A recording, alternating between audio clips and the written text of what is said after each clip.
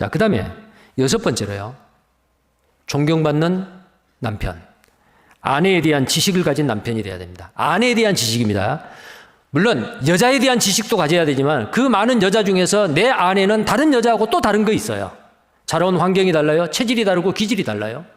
성격도 달라요. 성향도 달라요. 많은 것이 달라요. 자, 그 다른 내 아내를 알아야 돼요. 그래서 오늘 읽은 아까 베드로전서 3장 7절에 아내들아, 남편 된 자들아, 이와 같이 지식을 따라 너희 아내와 동거하고. 지식을 따라 그랬잖아요. 이 지식이 뭐요? 하나님이 정해 놓으신 부부의 원리, 가정의 원리, 남편이 해야 될 일. 자, 이런 걸 성경적인 말씀에 근거해서 그 원리를 알아야 되고, 그리고 아내를 지식을 따라 동거한다 그 말은 내 아내에 대해서 알아야 됩니다. 자기 아내에 대해서. 좀 비유가 좀 그렇습니다만은 평소에 외식 좀 하자 그러면은 아내가 우리 어디 좀 근사한데 분위기 있는 데 가서 차도 마시고 외식도 한잔 하세요. 나는 우리 집밥이 제일 맛있어. 된장찌개에 집밥 먹어.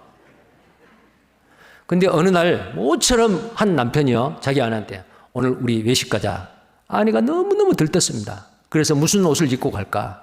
그래서 제일 좋은 옷을 차려입고 기대하고 남편을 따라 나섰습니다. 그런데 딱 들어가는 곳이 사철탕. 아마 우리 자매님들은 사철탕이 뭔지 잘 모를걸요. 두 그릇을 시켰습니다. 아내는 젓가락질도 안 했습니다. 젓가락도 되지 않습니다. 근데 남편은 땀을 뻘뻘 흘리면서 후루후루 맛있게 먹습니다. 한참 먹다가 쳐다보니까 아내가 젓가락도 들지 않았어요. 왜 안 먹어? 이거 몸에 좋은 거야. 먹어. 상대방이 무엇을 좋아하는지 상대방은 배려하지 아니하고 자기 좋은 것, 자기 마음에 드는 것을 아내도 좋아할 줄 알아요. 사철탕이 뭔지 알아요? 몰라요? 뱀탕요.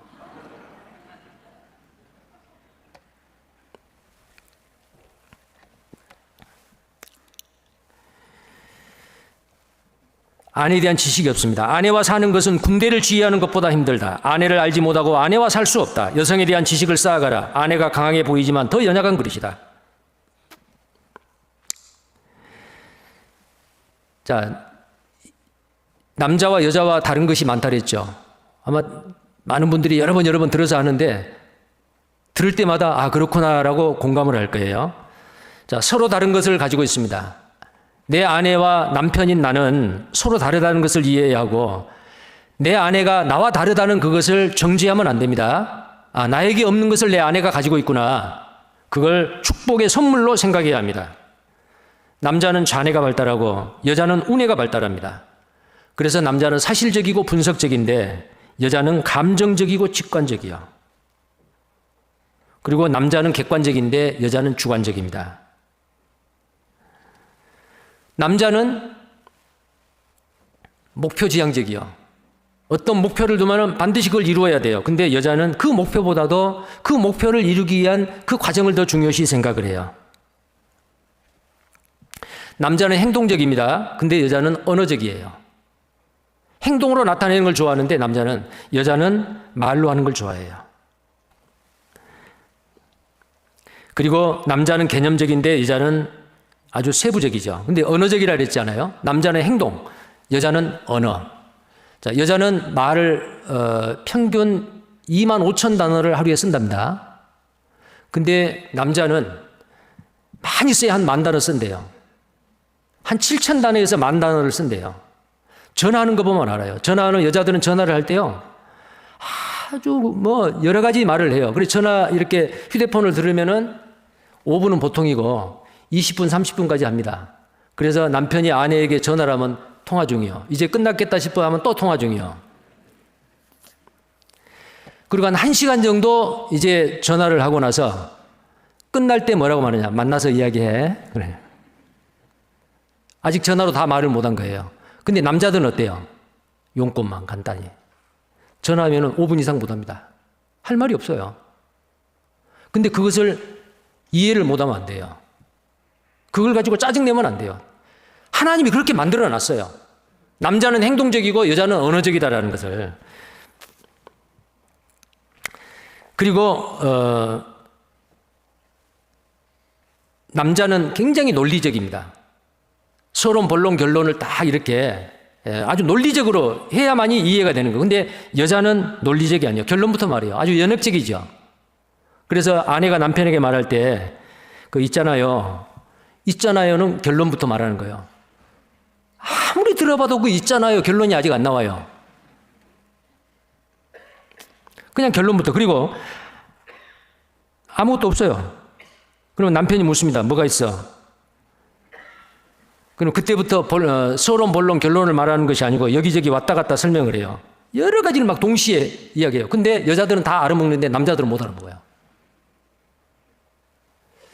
똑같은 한국말을 하는데 여자들은 여기서 툭 저기서 툭, 그런데 자기들은 다 알아먹어요. 근데 남자들은 못 알아먹습니다. 남자는 한 가지 일에 집중해요. 그래서 직장에서 뭘 골머리 생각하면 집에까지 가져와요. 한 가지 일. 한 가지 일에 집중하면 다른 게 들어오질 않아요. 근데 여자는 멀티예요. 설거지하고 드라마 보고 뉴스 보고 아이가 뭐라고 하면 거기에 응답 다 하고 남편이 말하면 대화하고 동시에 여러 가지를 할 수 있는 아주 멀티비전이에요. 근데 남자는 절대로 여러 가지를 동시에 못합니다. 근데 그런 부분들을 우리는 서로 이해를 해야 돼요. 자, 이런 경우에 우리는 정말 그런 것을 알지 못하고 서로 내 입장에서만 생각을 하면은 상대방을 비난을 하고 정죄할 수가 있다라는 겁니다. 형제가 연합하여 동감이 어찌 그리 선하고 아름다운 거. 정말 아름답죠. 그 아름다운 것은 바로 부부의 연합이에요. 근데 그 부부의 연합은 몸만의 연합이 아니에요. 인격적으로, 정신적으로. 근데 말이 안 통해요. 왜? 상대방을 모르기 때문에. 그러면 그게 온전한 아름다운 연합이 될 수가 없다라는 거예요. 그래서 남편들은 아내를 아는 지식을 따라 동거해야 됩니다. 지식을 따라 동거해야 돼요.